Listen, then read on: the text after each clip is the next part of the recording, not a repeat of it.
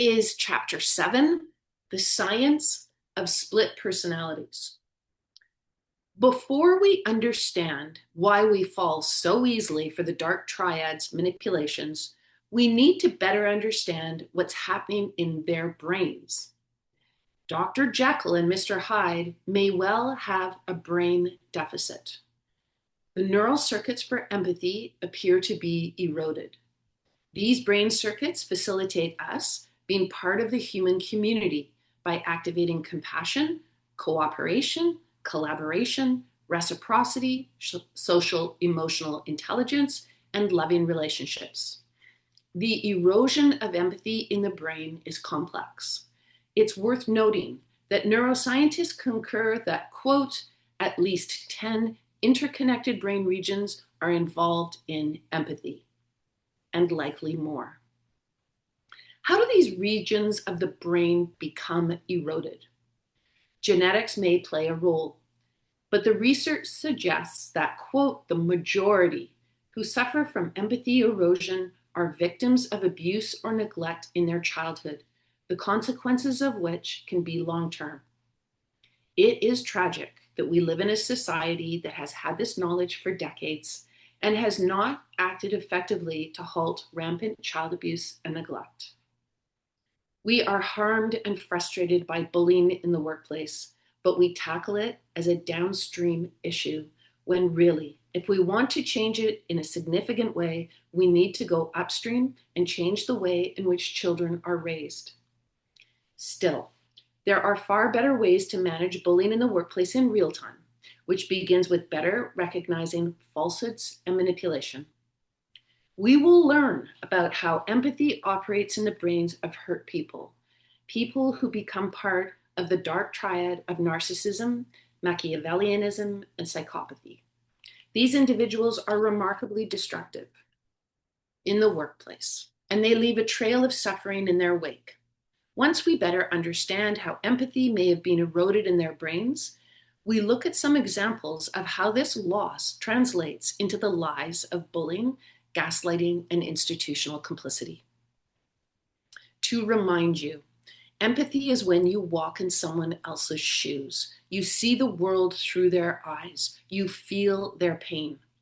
In The Bullied Brain, I talked about studies in empathy where individuals watch someone have their fingers pricked with a pin. Those being hurt and those watching them be hurt were in fMRI scanners that registered their brain activation. The fascinating discovery was that the brain reaction of the one watching was almost identical to the one being pricked. The observer's brain activated the same neural networks for pain, but it was muted.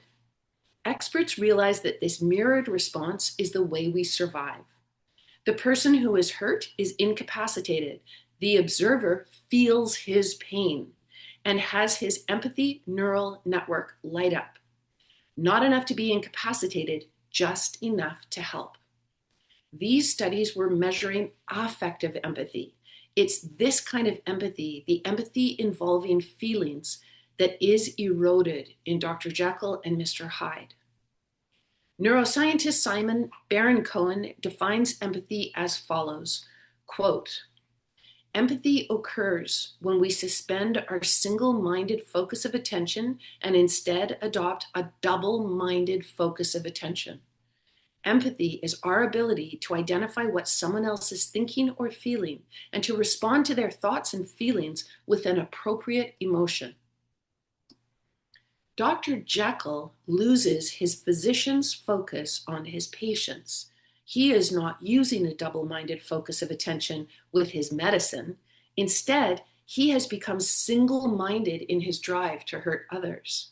He creates a medicine for himself, the potion he creates when he could be creating healing potions for patients. His potion morphs him into Mr. Hyde so that he can hurt people with impunity. A doctor's mission is to heal and save others. Dr. Jekyll's impulse is to hurt and kill others. You can see the literary mastermind of Robert Louis Stevenson at work here. Mr. Hyde is Dr. Jekyll's way of eliminating his brain's empathy. The potion is symbolic of killing off or extinguishing the neural circuits for affective empathy. Dr. Jekyll ignores what someone else thinks or feels and the need to respond with an appropriate emotion. As Mr. Hyde, the doctor can cruelly ignore, disregard, trample others' thoughts and feelings. He can hurt people, even kill them, because he doesn't feel anything. He has no affective empathy. In the Divine Comedy, Dante develops the idea of contrapasso, or the punishment fits the crime.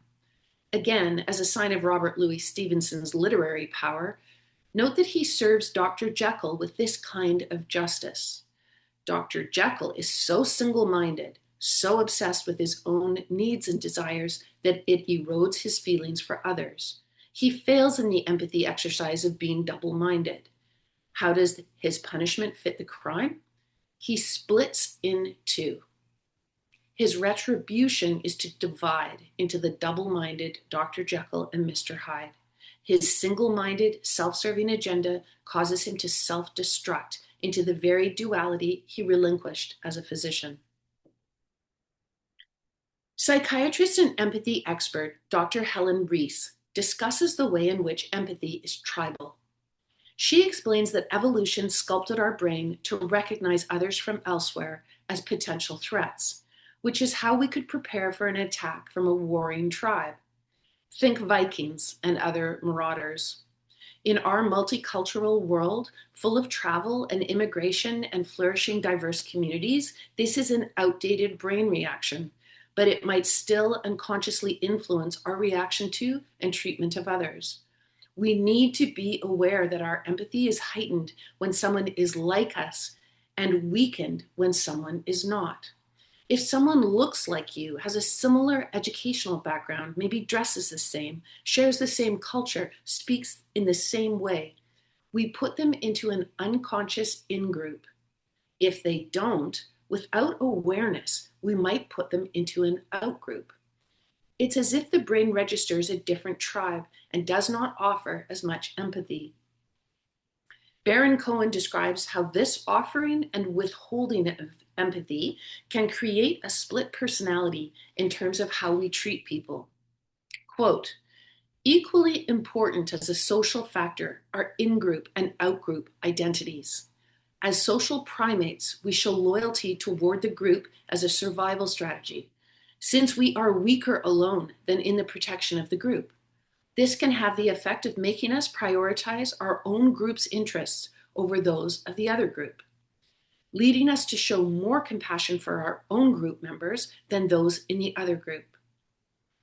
Empathy in this context is specific to a relationship, which means the very same individual could be empathic to his or her own kin while being unempathic towards the enemy.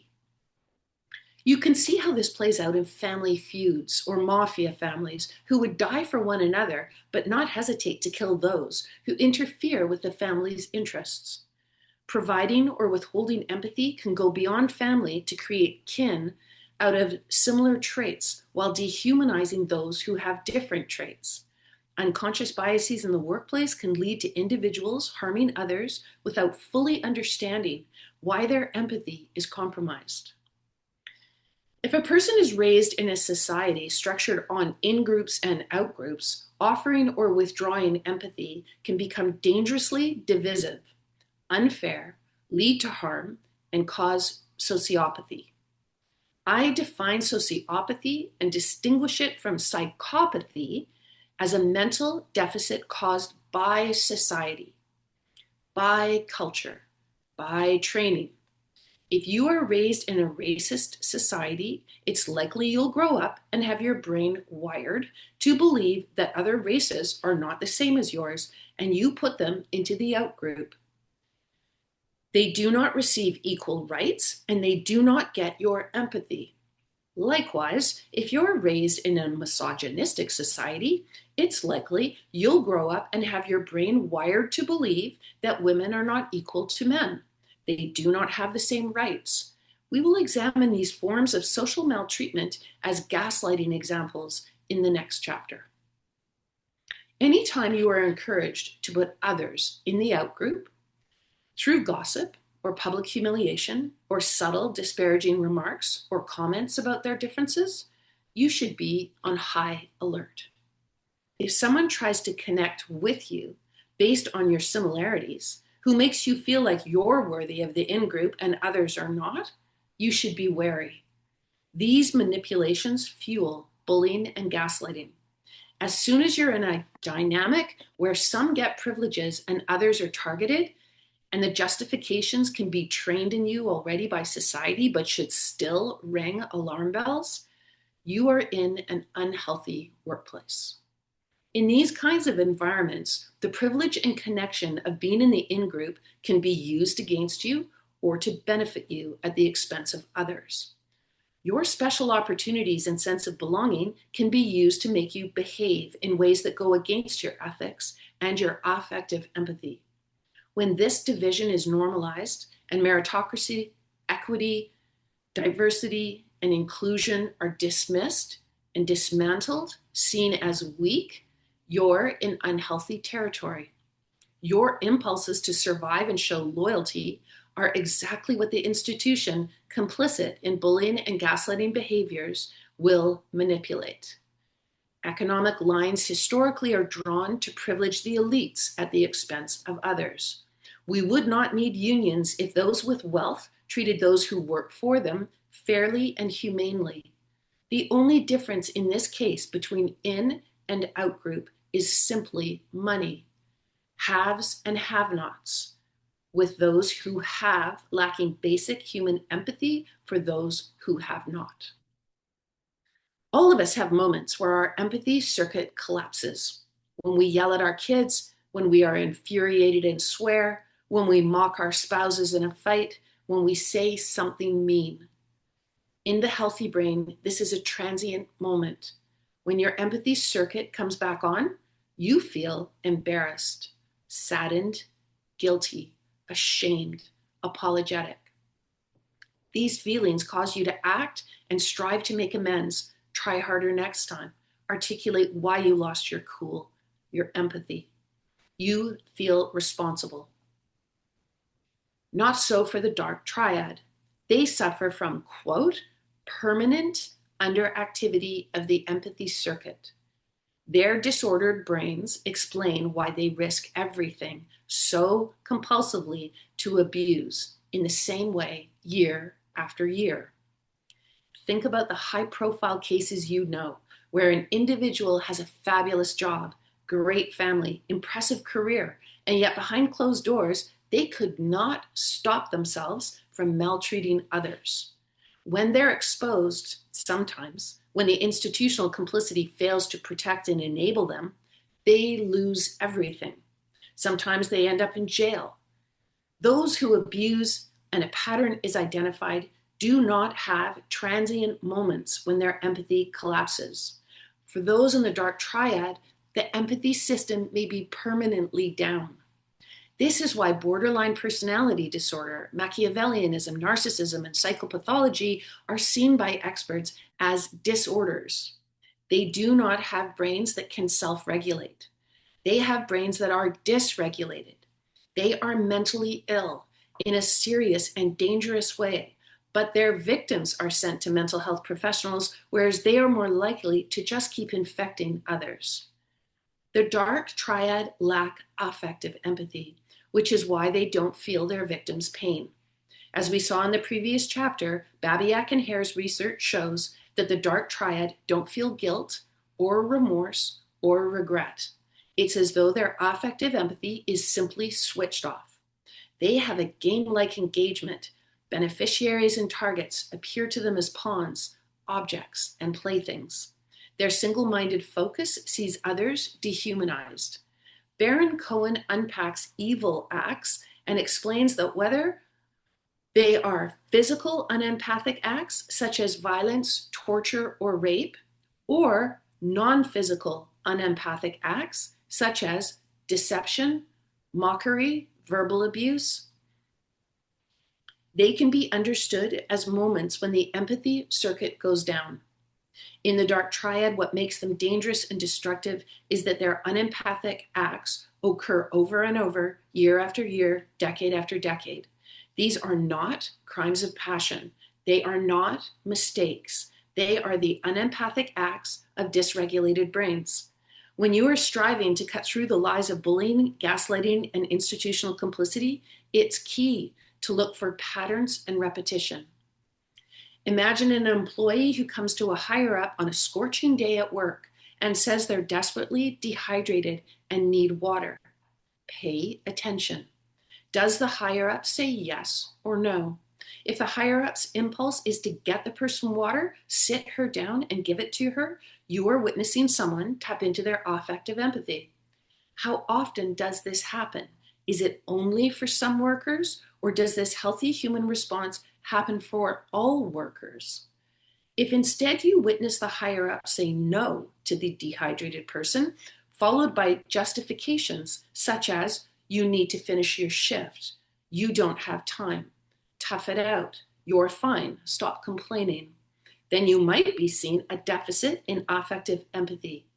Important for leaders, managers, and HR to understand, brain deficits can be repaired and rehabilitated, but if you enable them, they will only get worse.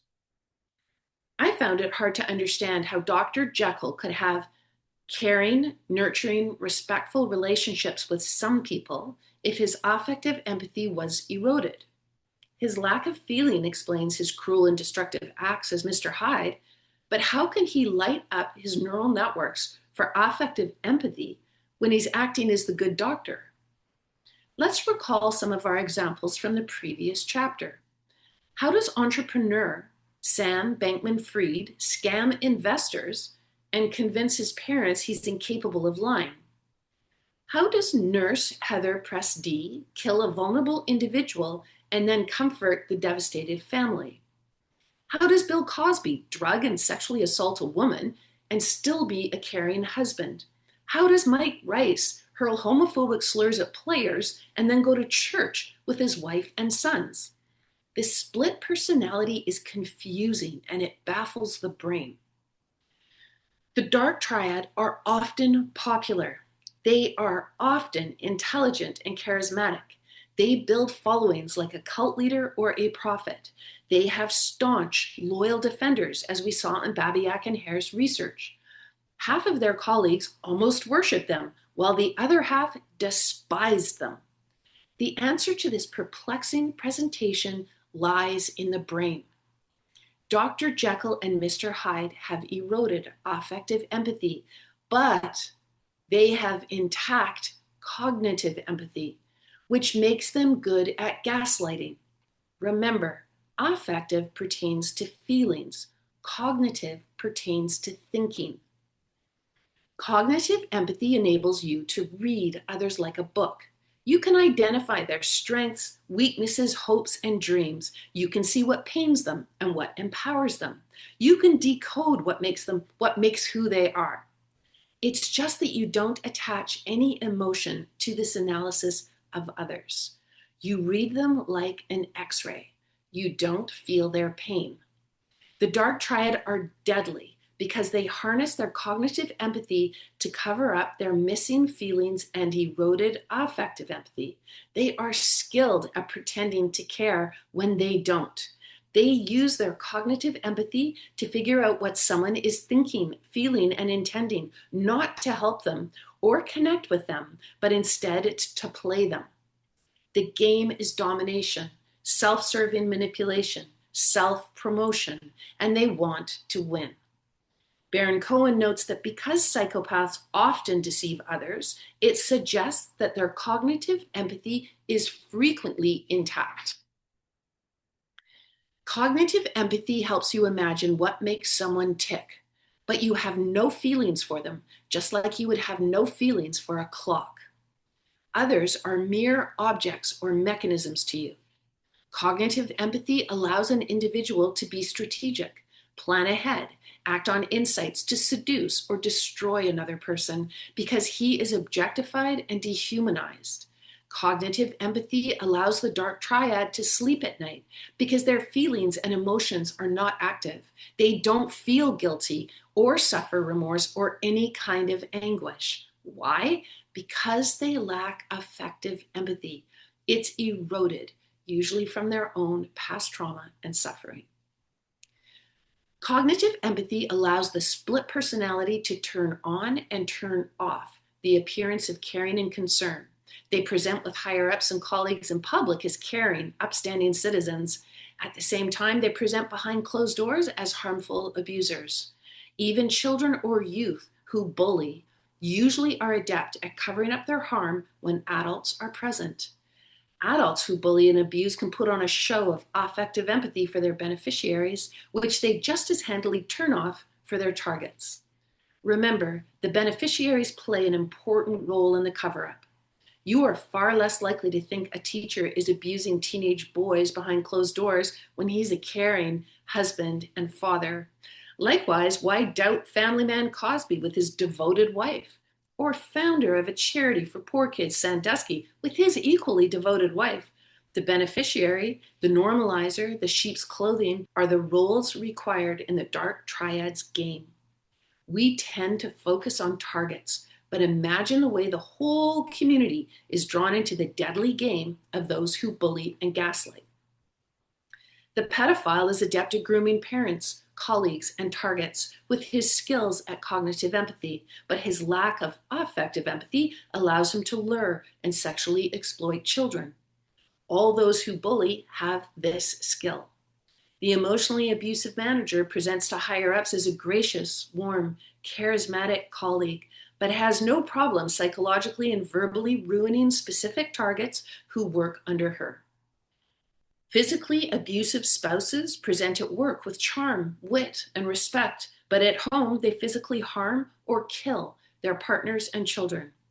Even the neighbors are shocked because he seemed like such a nice man.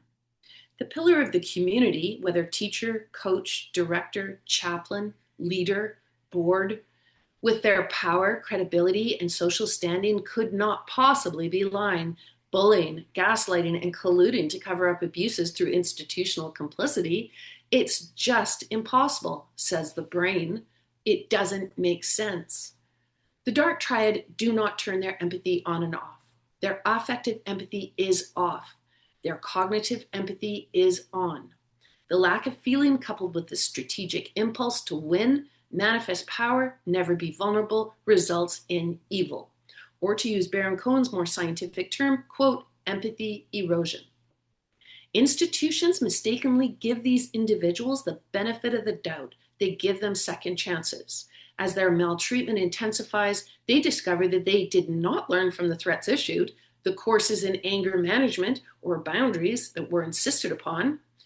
The institution encourages the dark triad to become even more unwell by allowing them to continue. If the institution really wants to help the dark triad, they are more likely to rehabilitate with time off and intensive intervention. Their mental illness is far more likely to be recovered and repaired if it was treated like an addiction issue. In many ways, it parallels addiction, but it is much more contagious. The dark triad compulsively hurt people, manipulate people, exploit people, and get a psychological boost from it. They cannot stop themselves and they need help. What's worrisome is that the employee addicted to a substance is not infectious, whereas the dark triad addicted to maltreatment and manipulation is. The defining feature of Dr. Jekyll and Mr. Hyde is manipulative cruelty, which can infect others. Leaders, managers, and HR who believe they are immune from the dark triad have fallen for their lies. No one in the institution is immune. Baron Cohen paints a chilling picture of the psychopathic brain. Like Dr. Jekyll and Mr. Hyde, the dark triad have become divided. Their affective empathy eroded. Baron Cohen's dark triad of empathy erosion or malfunctioning include those with borderline personality disorder rather than Machiavellians. Regardless, along with narcissists and psychopaths, all suffer from empathy erosion or malfunctioning. Baron Cohen positions Machiavellians as demonstrating a milder form of psychopathology. He cites colleagues who describe them as, quote, individuals who use others for their own self-promotion. They lie to get what they want. In the workplace, these are the higher-ups or colleagues who steal your ideas and present them as their own. They spread gossip about you or initiate a smear campaign to cast doubt upon your commitment or character. They wear the mask of a friend to find out your vulnerabilities, and then they use them against you. Like others in the dark triads game, you're just a pawn, and they want to win. If it means sacrificing you, no problem. They don't feel anything. Notably, those with borderline are not always abusive. They can act in caring, empathic, loving ways like Dr. Jekyll. But in moments when they're stressed or overwhelmed or feel threatened or disrespected, then Mr. Hyde comes into play. This dual presentation, a complete contradiction in terms, makes them difficult to identify as an individual and on an institutional level. In an investigation or in a courtroom, individuals defend the Dr. Jekyll personality and truly cannot believe that he could ever act like Mr. Hyde. The defender has never seen Mr. Hyde and cannot fathom that the respectable, caring doctor could ever conduct himself in an immoral and cruel way. This reveals our brain's difficulty in identifying one individual as having two different selves in complete contradiction. We saw this articulated poignantly by Bill Cosby and Jerry Sandusky's wives and Sam Bankman-Fried's mother. Baron Cohen stresses that the link between borderline personality disorder, Dr. Jekyll and Mr. Hyde, and childhood abuse and neglect is very strong. He describes the case study of Carol, whose mother showed no physical affection and used constant put-downs, including criticizing her daughter in public. While the mother was abusive to Carol, she overtly favored Carol's younger sister. The lies of bullying at home parallel the lies of bullying in the workplace. Through bullying, the mother tells Carol lies. The lies are that Carol does not belong, is unworthy, is deserving of humiliation and emotional neglect. The lies are that Carol's sister does belong, is worthy, and is deserving of overt care. Carol is put into the role of target, and her sister is put into the role of bystander or beneficiary. The truth is that both children have equal rights and both deserve their mother's nurture. But bullying sets in motion the lie that targets do not have rights. Our objects are in the outgroup, are dehumanized, while bystander beneficiaries do have rights. Our subjects are in the in-group and are human. The beneficiaries are the happy majority, and the targets are the easily dismissible, unhappy minority. The truth is that both groups are manipulated by an abusive individual. Both groups are objectified. This dual treatment, respect and care for one versus disrespect and cruelty for another, can be as simple as children on the playground, a mother to her children, or as complex as a racist or misogynistic nation. The same damaged brains are at work. It's recognizable and understandable in interpersonal relationships, whether parent to child, peer to peer, husband to wife, and so on. Where it becomes deeply concerning is when the damage to brains, the empathy erosion, occurs on the institutional or national level. We have therapy and counseling for individuals, and we tackle mental illness one-on-one or in small group therapy. But how do we address it when the illness has spread through an institution or a nation? The bullying dynamic isn't new. It's as old, at least, as Cinderella. The evil stepmother, who seems an awful lot like Dr. Jekyll and Mr. Hyde, treats her own daughters with overt care, keeping them from menial tasks that would block them from opportunities. They are on the receiving end of Dr. Jekyll. In contrast, her stepdaughter, Cinderella, receives the evil of Mr. Hyde, who blocks her from opportunities and keeps her busy at tasks that hold her back. Like Baron Cohen's patient Carol, who suffers from borderline personality disorder, and he links it to her abusive upbringing, the stepsisters who witness and benefit from their mother's cruelty are also callous and cruel in their maltreatment of Cinderella. They are the evil stepsisters who mirror their mother's conduct. Empathy erosion is infectious. Children most often are infected at home, at school, in sports, in arts, in clubs, in churches, and then spread the illness in the workplace when they grow up. If we sidestep the moral language and switch it for medical language, the stepmother has what Baron Cohen diagnoses as empathy erosion in the brain, and she infects her daughters with it. For all we know, Cinderella becomes someone who suffers from borderline personality disorder in her marriage to the prince, the parenting of her own kids, in the workplace. Individuals in the workplace who behave in destructive ways are understood by scientists to have, quote, an untreated form of childhood post-traumatic stress disorder. But this is not addressed as a public health issue. It's addressed in outdated moral ways that allow mentally ill people to do incredible harm and their hapless victims to pile up.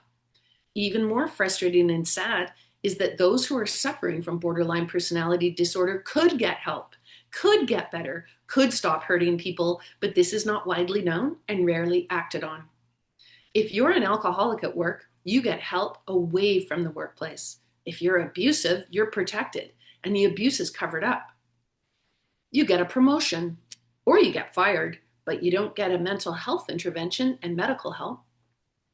Borderline personality disorder becomes more deadly when the focus is on those with psychopathology, like victims who feel trapped in abuse scenarios at home or work develop learned helplessness or the perception of inescapability. Baron Cohen describes those who are trapped by their mental illness. In his dark triad of borderline, psychopathology, and narcissism, he refers to them as, quote, imprisoned in their own self-focus, and explains that their empathy cannot recover. This is exactly what happens to Dr. Jekyll. He stops being able to return to himself as the doctor and becomes imprisoned as Mr. Hyde. Baron Cohen describes the brains of the dark triad as stuck on self-focus, with the inability to activate their affective empathy and share feeling with others, as if a chip in their neural computer were missing. As happens with Dr. Jekyll, when lack of empathy endures and becomes a stable trait, then the individual's brain may no longer be rescuable.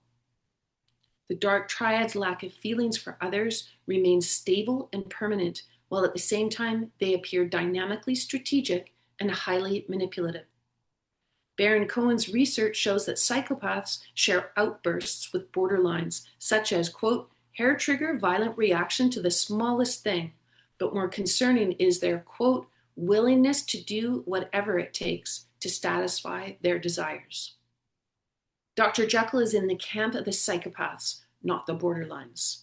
Psychopaths' harm can, quote, take the form of cold, calculated cruelty, and it's not threat or stress that triggers this response. Instead, it is a need to dominate, to get what one wants. And this exertion of power, this impulse to put down a target requires, quote, a complete detachment from another person's feelings, and even, quote, some pleasure at seeing someone else suffer.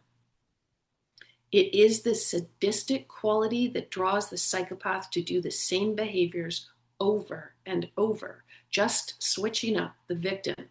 It is why they are called intra-species predators.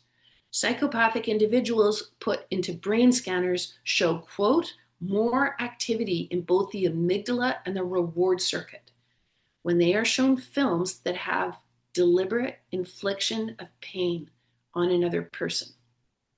To remind you, the amygdala is involved in identifying threats. When an individual's brain has reached the point of psychopathology, the overlap is abnormal between sensing threat and feeling enjoyment at another's suffering. Baron Cohen discusses persuasive research that shows, quote, the amygdala is not working normally. In neuroimaging studies, researchers find that the psychopath's amygdala is muted, even under stressful conditions. The alert is muted. It's comparable to the research where they found those who tell self-serving lies have less and less amygdala alerts to the wrongness of what they're doing. This makes it easier to lie. Baron Cohen shares James Blair's research into how we inhibit impulses to be violent, whether psychologically or physically. It documented the way we are highly attuned to the distress of others. Like other animal species, we have an automatic impulse to reduce the distress of others. We are wired to respond to a sad expression or a voice that conveys being hurt. Your heart beats faster, you begin to sweat, your brain inhibits your aggressive behavior as a result. In contrast, psychopaths have an underactive inhibitive response. They aren't stopped by amygdala alerts, just like they aren't stopped from lying. If you whimper or cry, your dog will halt all action to figure out if you are okay. This mammalian response is missing in psychopaths. When human mammals no longer interact in person, when their wiring is turned off because they are acting online, when they cannot register the pain they cause, it's not healthy for brains. Technology's intervention in how we interact with one another is not the focus of this book. But it's worth noting at this juncture that it has the capacity to turn all of us into beings with eroded empathy. Likewise, artificial intelligence is wonderful for cognitive tasks, but it's important to also note that it mimics the psychopathic brain. It lacks affective empathy. Even more concerning, it can put on the facade or mask of affective empathy, but that's exactly what the psychopath does. The child luring, the honeymoon phase of domestic abuse, the interview and hiring process cannot occur without a skilled portrayal of emotional connection, care, and sophistication. AI can be as intelligent as can be in the cognitive sphere, but it does not have affective empathy. It does not experience emotions. It does not register the harm done to others or the pain they feel. AI parallels the brains of psychopaths. The 4 teachers at Montgomery School that students reported on as high in cognition and low in affective empathy appear to have a need they are trying to satisfy, and they appear to get pleasure from making their targets suffer.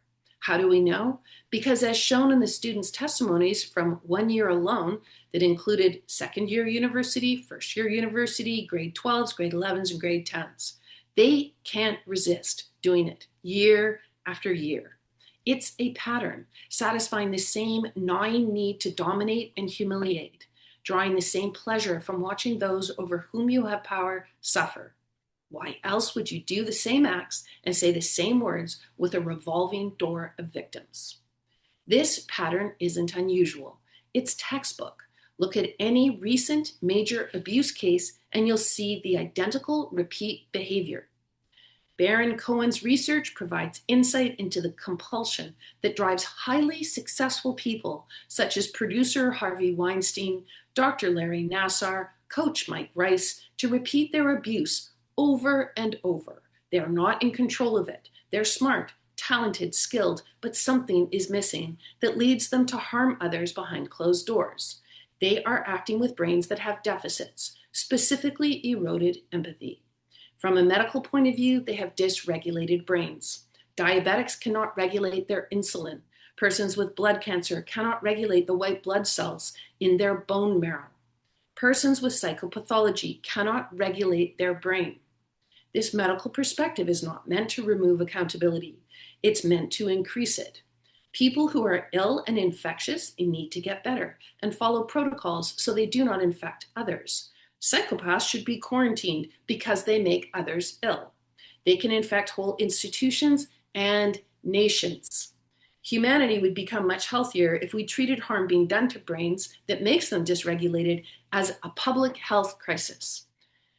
A quick glance at how humanity is faring in the 21st century suggests this is an urgent public health crisis. Since the 1940s, when psychologists were identifying psychopaths who are adept at wearing the mask of sanity, experts have recognized how they rarely cross the line with physical aggression or break the law. As Babiak, Hare, and Baron Cohen warn, they may be the snakes in suits we encounter in the workplace. Attachment expert John Bowlby published a study of juvenile delinquent thieves in 1944 that was the foundation of his influential attachment theory. The juveniles in the criminal justice system who were rejected by their parents were described by Bowlby as becoming, quote, affectionless psychopaths. Baron Cohen stresses that not only were they emotionally dysregulated, but they also lacked a moral compass. Our affective empathy fuels our morality. AI is a genius at cognitive tasks, but it is amoral because it doesn't have affective empathy. In the 1990s, the Adverse Childhood Experiences, or the ACE study, documented the correlation between rejection and abuse in childhood and midlife chronic disease and shortened lifespan.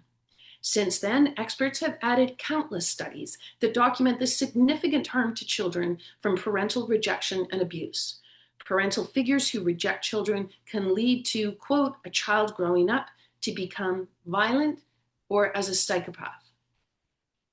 Considering that children begin spending more time per day with other adults in loco parentis, such as teachers and coaches, we need to factor in the impact of these relationships as well. If we want children to grow up and enter the workplace healthy, mentally healthy, with healthy brains and a moral compass, then we need to stop rampant child abuse and rejection. What do children need? According to experts, it's pretty simple. They need, quote, deep, trusting relationships with the adults in their world. Children who live in a home where their parents abuse or reject them, then are abused or rejected by a teacher or coach, are like athletes having repeat concussions without time to repair the brain between them. It's hardly surprising that the brain becomes evil or suffers from empathy erosion. Workplace bullying, gaslighting, and institutional complicity usually come as a shock. It did to me. We are far better off if we put abuse and brain science on the agenda.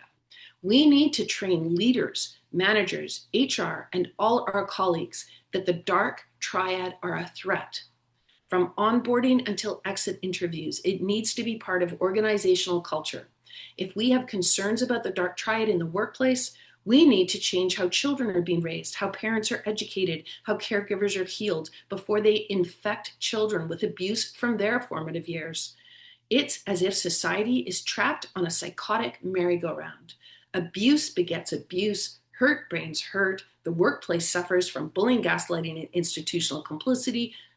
Psychopaths far too often run the show. When will we stop the turning of the wheel? We have the knowledge. This knowledge empowers the workplace to choose a healthier path. The research shows that although the damage to the brain may occur during childhood, the employee might not manifest it until much later. Baron Cohen says the almost irreversible damage from childhood is, quote, not always evident until midlife, when it can come hurtling back like a lead boomerang that hits the individual in the back of the head. Baron Cohen notes that environmental triggers, like becoming a parent, can reactivate the brain damage from childhood neglect and abuse. During the hiring process and while they're starting out, they show no signs of mental illness, no signs of bullying and manipulating, but as they gain power in their positions, these destructive behaviors emerge. In midlife means these individuals may well be in positions of power with accompanying credibility and social standing. Their position confers respectability, obedience, and a no questions asked response to their conduct. If they have been hit with the boomerang of empathy erosion, targets, bystanders, and the institution as a whole will suffer brutally. I spent extended time in the bullied brain examining obedience via the famous Stanley Milgram experiment. Other research into obedience is highlighted by Baron Cohen. It can lead to the banality of evil, to conformity, and to the abrupt erosion or malfunctioning of empathy when given power as witnessed in the prison experiment. These social psychological experiments demonstrate that institutional culture conveyed by pressure from others has the ability to dampen or even shut off the natural empathic response. You can imagine how trapped an individual may feel One part of her brain wants to belong to the group, be part of the culture, stay safe, and survive. Another part of her brain does not want this belonging to be contingent on hurting those pushed into an outgroup. Making the brutally hard choice to stay in the institution and compromise one's empathy, or leave the institution and keep one's empathy intact. It's the choice facing whistleblowers on abuse. Most opt to stay with those in power who rule the institution. A few walk away from the institution with all the pain and risk that comes from such a courageous move. Still, they preserve their empathy. As Baron Cohen notes, different studies that reach similar conclusions come together to support Reese's research, which shows that power and empathy are in an inverse relationship. In other words, the more power you have, the less empathy you feel with the suffering of others. In fact, your empathy may be eroded permanently, leading you to do evil without a twinge of guilt or anguish, just like you can tell lies without your brain alerting you anymore. Baron Cohen asserts that, quote, empathy itself is the most valuable resource in our world. He cannot fathom how it is not on the agenda in education, business, or politics. Leaders, managers, and HR who make empathy a priority, getting their community educated, proactive, informed, and encouraged to identify empathy erosion will create much safer, healthier, and high-performing cultures. Not only will those imprisoned in the dark triad stand out in ways that expose and halt their infectious conduct, but all employees will learn to harness their neuroplasticity to make empathy a priority in how they interact with one another and with all clients and stakeholders. What kind of workplace culture makes it difficult or impossible to create the conditions for the lies of bullying, gaslighting, and institutional complicity? Workplaces that privilege and prioritize truth-telling and empathy for all, not just for beneficiaries or in-group. That creates the foundation that turns normalized bullying into collaboration. It turns gaslighting into safe exchanges that are honest, challenging, and vulnerable. It turns institutional complicity into transparent leadership. From a brain perspective, the key is strengthening empathy, not just cognitive empathy, but also affective empathy. The goal is to train individuals, especially leaders, managers, and HR, to know the value of working with cognition and language alongside the value of working with healthy emotion conveyed through nuanced language, as we will discuss in detail in further chapters. Baron Cohen examines the ways that empathy can be eroded, which can be used to draw a blueprint for fostering empathy. He explains, quote, if you feel threatened, it is hard to also feel empathy. Individuals such as those in the dark triad who have a history of insecure attachment or a history of abuse may find that their empathy shuts down when they feel under threat.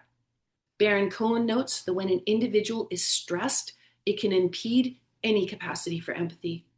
Workplace culture that strives to lower stress levels and encourage practices such as aerobic exercise, mindfulness, and co-regulation is less likely to struggle with empathy reduction. Those in the dark triad may be hypervigilant from a traumatic upbringing that may compound their eroded empathy and potential bullying and gaslighting conduct.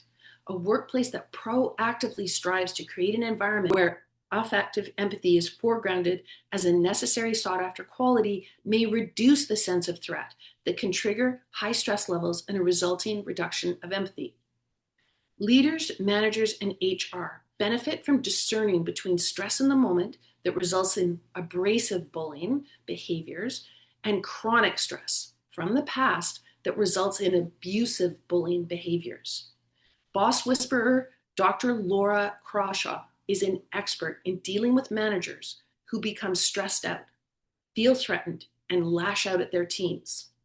These are abrasive bullies who respond very well to the kind of coaching and rehabilitation at which Crawshaw excels. Baron Cohen discusses our fight or flight self-defense system and the way in which activation occurs in a part of the amygdala. For some, this activation can make it become overreactive.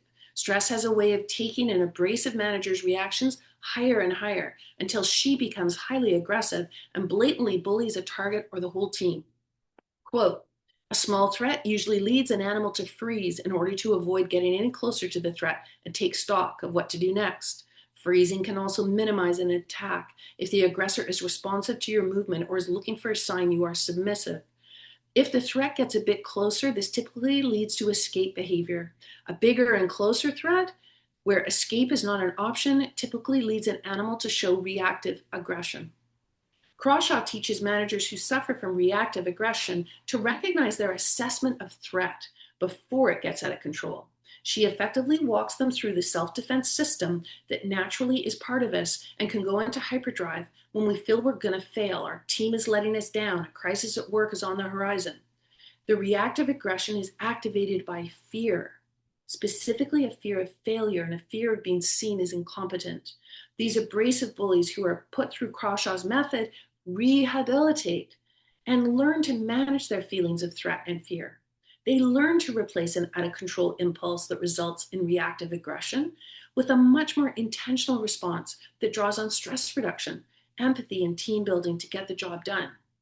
Fight, flight, freeze, and fawn are well-established reactions to stress. Those in the dark triad have another reaction, which is fabricate. They lie to create scenarios whereby they won't be exposed to stress beyond their control. They are the stress makers, the puppet masters who create and control stress, who control the game to win. The dark triad are not made up of abrasive managers with anger issues. This is why the idea of sending them to a boundaries course or an anger management course is unlikely to work. These individuals are not triggered by stress and threat in the moment. Remember, their affective empathy is turned off permanently.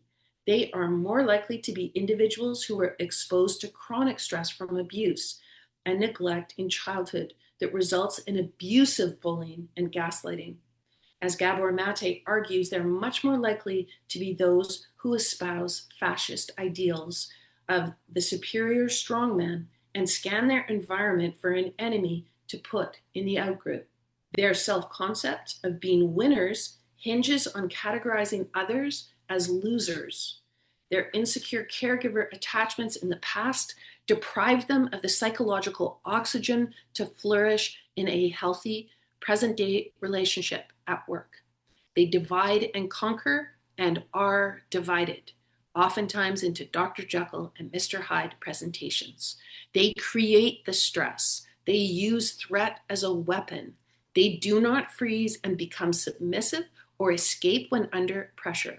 They are the predator that causes the fight, freeze, and flight in others. Their response is to fawn over higher-ups, groom them with self-serving lies, seek their vulnerabilities, establish bonds so that when abuse reports come in, the leader is confused and conflicted. Their response is to fabricate, generating the self-serving lies of bullying and gaslighting.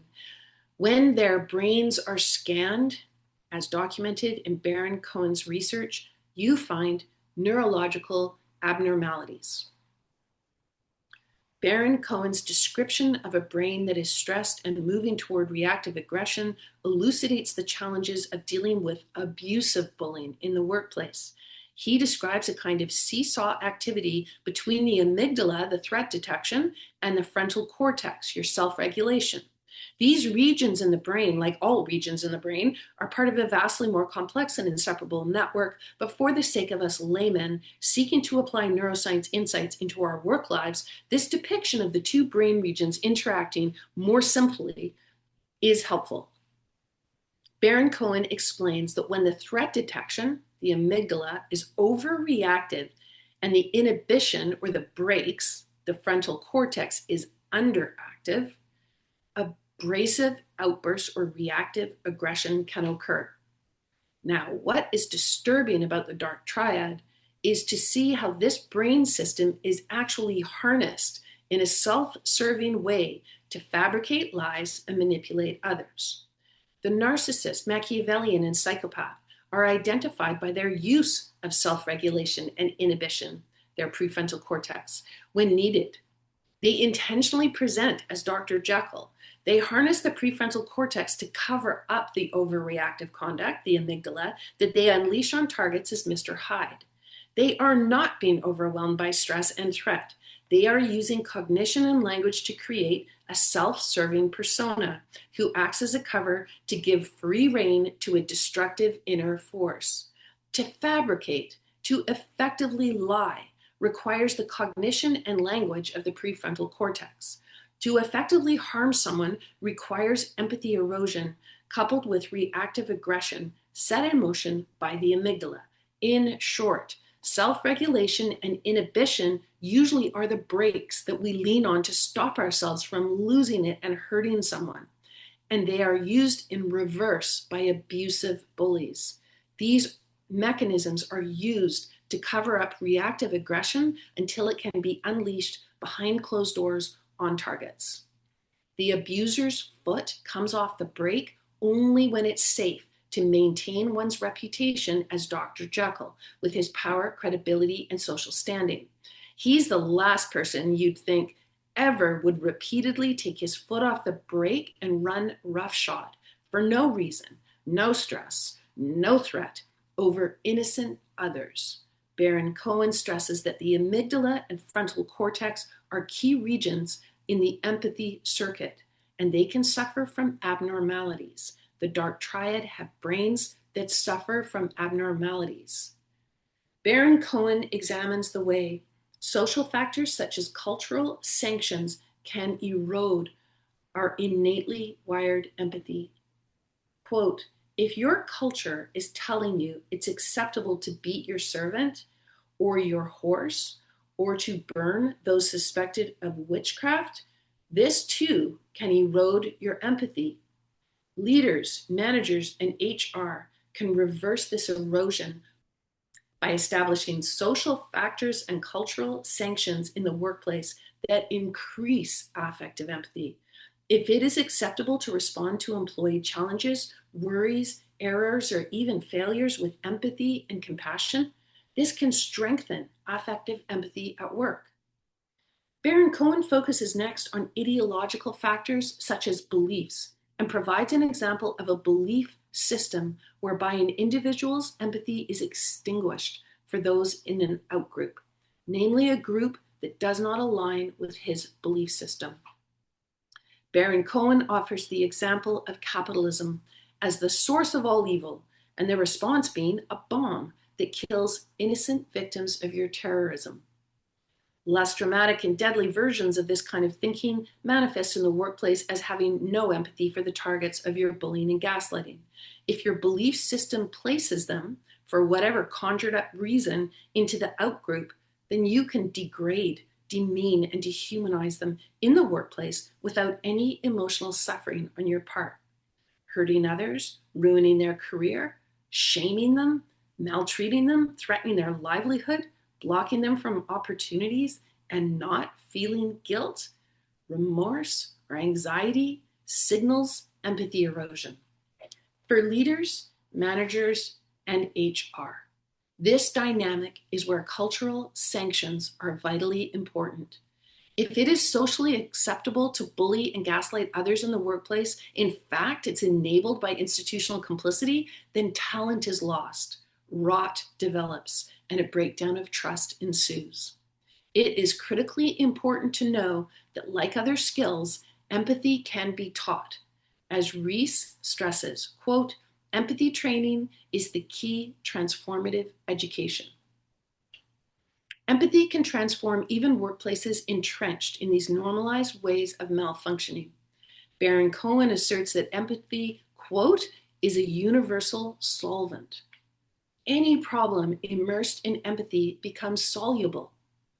In other words, if your workplace is blocked by seemingly established abusive and manipulative practices, empathy can be a change agent.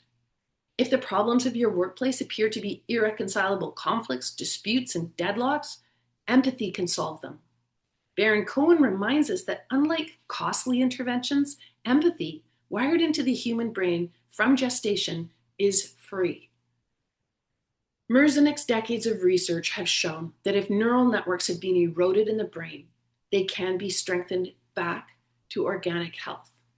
In Chapter 9, we study Merzenich's brain training in detail. We can hope that with training, stress reduction, shifting cultural sanctions, and a dedicated adherence to the truth over lies of bullying, gaslighting, and institutional complicity, we can see a resurgence of affective empathy, and with it, holistic brain health.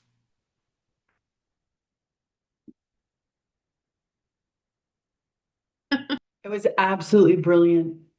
Thank you. I wonder if we could turn on our microphones. I'm seeing people clapping, and just to be able to hear people, that this is like excellent. Thank you so much, Jen. Absolutely Yeah. fantastic. Thanks, Yeah. everyone. Yeah, it's excellent. It's really hard to read aloud. hmm Especially something you feel so passionate about. Yeah, it trips me up. It does trip me up. And also just the language, like the language of neuroscience is not an easy thing. And it's so hard to distinguish, affective empathy and cognitive empathy. Like intellectually for all of us, this is hard material. Then how It about is. abusive bullying versus abrasive bullying? It's hard, right? Yeah. So anyways, you guys are very patient and very charming. We have numerous comments in the chat, but before going to the chat, does anyone want to start off with a question or a comment?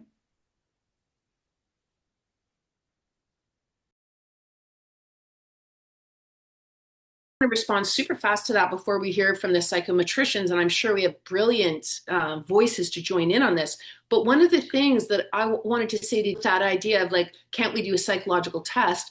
I think what we're learning from, certainly learning from Dr. Simon Baron-Cohen, and what we're going to learn from other neuroscientists that we do a deep dive into in part 3 of the book. So next chapter is about whistleblowers, and it starts the whole conversation on if you are allowing psychopathology to flourish in your organization, it destroys productivity and profitability. That's why I find it's so entrenched that the psychopaths that want the power that rise to the top, they don't want to talk about that one of their sheep's clothing is, all I care about is the bottom line, all I care about is the bottom line, which is one of their lies. They care about having an organization in which they can enact all of their mental illness and control in that way. Because when you look at the stats, you see that profitability and productivity, which of course get massively eroded by these individuals. So, and we'll talk more about that when we get into the next chapter and then along as we look. But one other quick thing I want to say to this, if we give these people a psychological test like we have in the past, they lie. They're absolutely brilliant at making themselves look like what they aren't. They will tell you they're utterly healthy and this is how they'd respond, this is what they would do, because they only give you Dr. Jekyll. They're adept at covering up Mr. Hyde. This is why they need a brain scan. No one should be elected into a position of power in the free world that has not submitted to the public a brain scan. Because on their brain scan, we could see all kinds of deficits that should alert us that this person is psychopathic and incredibly dangerous, as we are seeing geopolitically right now in our world. We're all witnessing it in real time. And again, although experts have come forward and said, this is indicative, this person is indicating on 8 different levels that they're psychopathic, it's not like the general public knows what to do with that. But yeah, I look forward to a world in which, first of all, if you're going to have a lot of power, you have to have a council of empaths, and the empaths have to sign on to your decision. You can't just have eroded empathy and power at the very top of an organizational culture. It's not going to work. And then on the flip side too, we need brain scans for people. It should be the new way in which we measure giving somebody the keys to the kingdom. So sorry, please jump in, all the people that have things to say about this. Such a gift to have you here and to hear, and I'm so sorry to hear about this continuous abuse that you are being exposed to, and to see someone who's been harmed in that way, and to see the injury that she's felt so much that she's not able to even do an exit interview. And it reminds me of what Jen was just talking about. in that chapter about when we collapse, that there is a point at which we will become unable to activate for ourselves. And it was so powerful to hear also, Jen, when you were talking about this community of care, you said council of empaths, how incredible it is that we can heal this in ourselves and one another as well if we're able to identify. I want to just make sure that if there are others who wanted to speak, please feel free to raise your hand or just start speaking. I just want to say a super fast thing talking about and what you're talking about, Eliana. As we will see, so the next chapter is about whistleblowers and whistleblowing and how it functions, how truth telling is kind of at the core of all of this, and what happens when we no longer have the confidence to tell the truth and we stop being able to tell the truth to ourselves. This is what I see as part of the absolute breakdown of what's going on in organizational culture. But what's fascinating is when we hit the neuroscience chapters in part 3, which we're one chapter away from, one whole chapter is dedicated to what we're talking about, which is what fear does to the brain. And the most scary thing for me was when you are deeply afraid, you're much more easy to manipulate. That's why psychopathic individuals are constantly trying to whip up drama and chaos and threat. There's an enemy within, there's an enemy without. The marauders are at the door. They're going to do terrible things to you. You're at risk, at threat, at risk. Look at the geopolitics of this. And then if that's not good enough, they actually create huge disasters that fill all of us with terror. Why is that? Because we are so much easier to manipulate when we are afraid.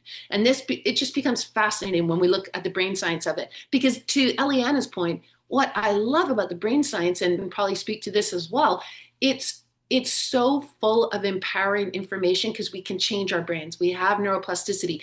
We're not locked into this. We've created it. We can dismantle it and do a whole other thing. That's what it's really actually incredibly hopeful.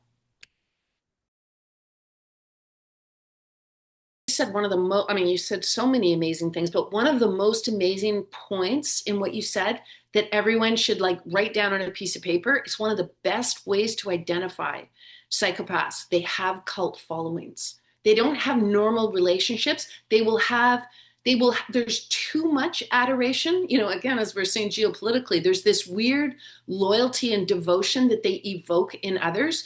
And it could go back to the point that people become afraid. And when you're afraid of this person, you will start to adore because you actually are afraid. So yeah, watch for the people that have got the t-shirts on. That's a very good way to start to get a feeling. You see it even in child populations. You'll see that, the mean girls, there's never just the one. There's this kind of one the queen bee mean girl, and then there's these girl followers, and you're like, whoa, what is that? And you daren't say anything, and you can't speak up, and don't make her mad, and they'll cut you out the next time something happens. It's like, yeah, the cult following is a big red flag. Reminds me of the quote, and I'm going to get it wrong, I'm sure, but that we can't dismantle the master's house with the master's tools.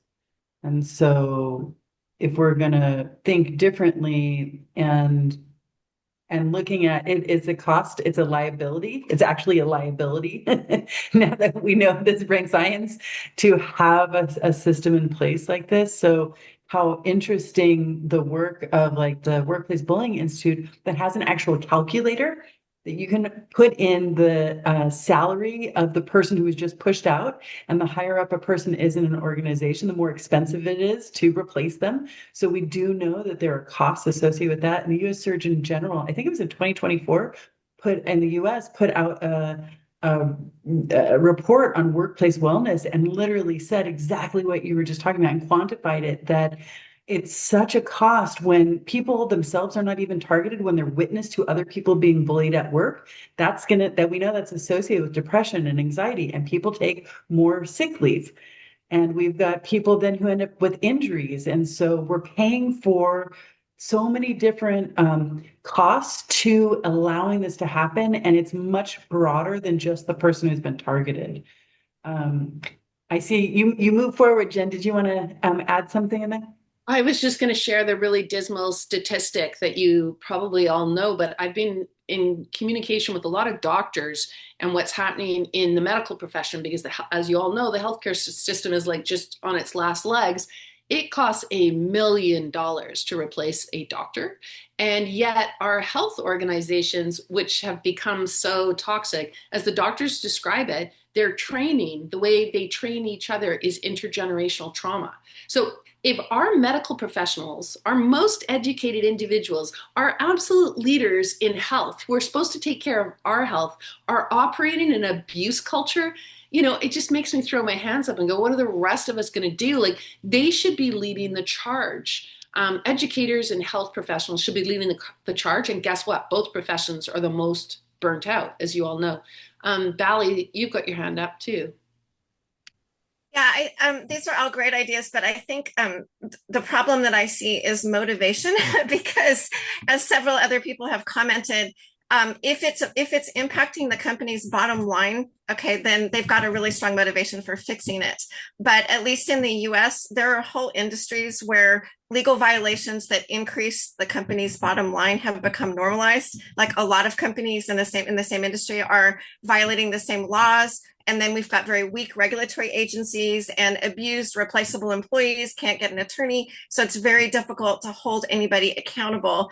So I see that, I see that as like one of the reasons why, although this is fantastic information, and hopefully, it would be lovely if people wanted to do the right thing because it's moral or it's humane. But some companies are just going to keep doing whatever they can get away with that increases their profits. And if nobody's holding them accountable, they're just going to keep doing that. I mean, there's a Netflix documentary, a second one on Boeing. There are two Netflix documentaries on Boeing, and that's a fantastic example where it's actually killing people, to save money and not acknowledge, wrongdoing and fix it. So that's what makes me sad. It makes me, I'm grateful for this research. I hope that we can get some kind of movement going where people want to use this research and reform. But I think it's going to be tough until we change the culture, in at least in the US. Maybe Canada's not as far gone. I hope it's not. Okay, so. Polly, thank you so much for bringing that up. And I see that we've got a couple more people who have their hands up. What you were just saying, Polly, was reminding me of the piece, and this surprised me. Jen said, when people are under higher levels of stress, the empathy circuitry goes out, even if that it's ordinarily functioning okay. And so then I just think about, wow, yeah, being on planet Earth right now, there is no shortage of crises and stress that's going on right now. So just really appreciate you bringing that up. What happens when the caregivers in our community, the people who are healers, are broken systematically? And I saw, Jen, you turned on your microphone as well. I was just going to say that the similar thing, and how I'm going to be really interested in what you all think about the whistleblowing stuff that we're going to talk about next, because this is why I call it the gaslit era. We are definitely in a time where telling the truth is one of the riskiest things you can do. It's better to look the other way. It's better to lie. It's better not to see it. It's better not to write about it. Any type of dissent and not obeying is cause for, anything terrible can happen. I mean, as we're seeing again, geopolitically, anyone who dares to threaten the leader just gets fired. I mean, the phrase of our time is "you're fired." And all of us in the workplace live with that fear and burden. So it's 9% of the population that will speak up. Everybody else says that they would, but they don't. When push comes to shove, they look down. Important for us to be with one another so that we can resonate and realize where there are powerful connections between those of us who just keep speaking. And thank goodness we keep speaking. And the courage to come here in a group of strangers and speak here in different ways. You can go through those kinds of traumas and turn it into a wisdom that you have greater discernment to see the abuse patterns that are happening around you, and how fortunate that people are around you who have some inclination that they would want to speak for justice. The fact that you continuously do that gives other people courage. So thank you so much for being here. I just want to acknowledge that Stacy has put into the chat powerful share, Janet. There were many people who were nodding and putting emojis into this space as well. And I know that people really do take risk to be here and to share. So if you have spoken today, would you please put in the chat right now if it's okay to include your video of you speaking or not okay? That would be an extremely helpful piece here as we're about to wrap up shortly, but I'll pause and just see, Jen, do you have anything that you wanted to bring in at this point as well? No, I just echo your response to Janet, and I find it very encouraging that there's just, yeah, it seems overwhelming, but there's a lot of people and a lot of very vocal people. A lot of got in trouble at school for being smart and standing up for justice and outwitting teachers. I mean, I wonder how much that is a trait in all of us. But we're gonna do a chapter, a discussion in the neuroscience section that we're coming up to on dishabituation entrepreneurs. And I think that's what everybody is in this group. We are people that see, as Janet was describing, the status quo is not okay. It's gone on for way too long. Jen sees it, Bally sees it, all of you see it. And that's why I mean, yes, it's hard to bring about a change and a revolution, but we are at a tipping point. I think we all would agree that this is one of those historical crisis moments. Crisis is corrective.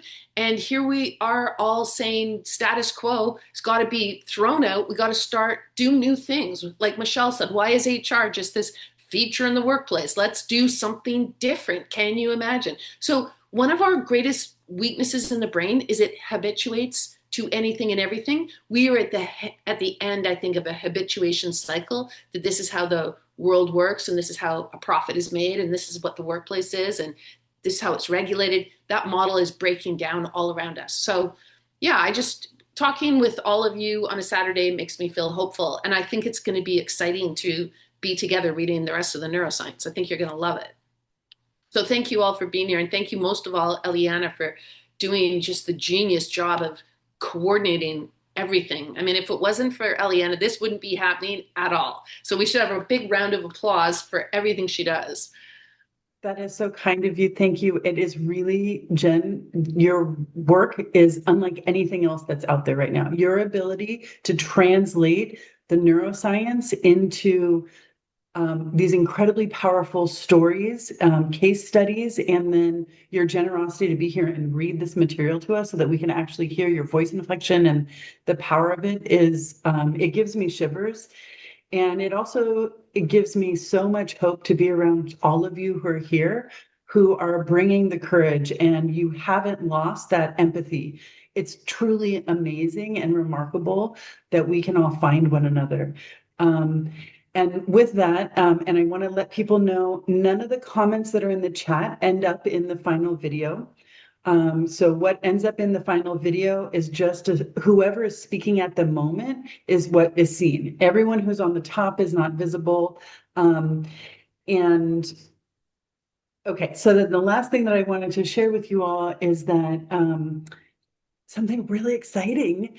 Jen and I have been working on a course. It is about healing workplace trauma, a guide to recovery options. And we are beta testing it right now, excuse me, which means that people who want to participate in the course, it's online so they can do it at their leisure, go through the course and then let us know what their experience is taking the course. So the course itself is not therapy. The course itself is instead telling people what resources are available. If some people want to heal on their own, then we share self-help resources. Some people want to heal in a group setting because workplace trauma is a social trauma. There are, humiliation, degradation ceremonies that happen during mobbings and so on. So some of us really heal best when we are around other people in community and like support groups and so on. And then other people want to access evidence-based practices one-to-one with a licensed therapist. So this course shares that kind of information. If you would like to be a beta tester and have access to the information for free, and you don't mind letting us know how it resonates for you, we would love to make that available to everyone here. No pressure. Everything is an invitation.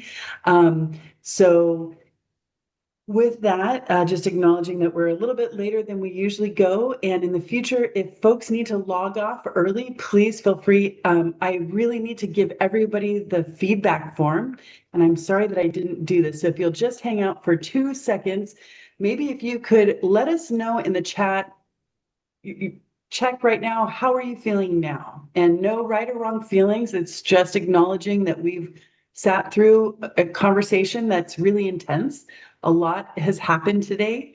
And it's good to hear people's shares, and it's also can be very overwhelming sometimes for us when we think about how this has impacted us as well. So I'm just going to make a copy of the last survey for us, and I will put the link for that in the chat. Your feedback on the survey is extremely helpful. It helps us to know what worked and what we need to adjust in the future for future events. The other piece that's really important for us is that if you would like to put your name into a raffle, you're more than welcome to do so. Jen has graciously offered to send us 3 signed copies of the Gaslit Brain. It will be mailed to 3 lucky winners. If you would like to submit your name into that raffle, I'm putting the Survey Monkey in the chat right now. If you want to submit your name, but you don't want it to be associated with your answers on the feedback survey, totally fine. Please feel free to just send me an email and let me know that you want to be entered into the raffle. And with that, please click on the Survey Monkey link. In a couple of days, we will send the final recording from today. And thank you all so very much, Jen. Thank you.